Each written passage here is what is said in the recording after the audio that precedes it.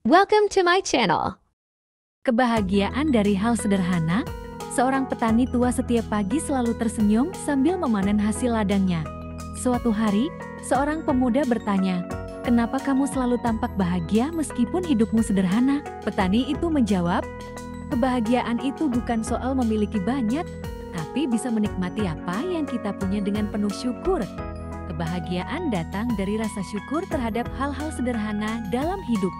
Cari bahagia di dalam diri. Seorang wanita selalu mencari kebahagiaan di luar dirinya, uang, pujian, dan barang-barang mewah. Namun, ia merasa kosong. Suatu hari, seorang guru mengajarkannya meditasi dan introspeksi diri. Setelah beberapa bulan, ia menemukan kedamaian dan kebahagiaan yang tulus dari dalam dirinya sendiri.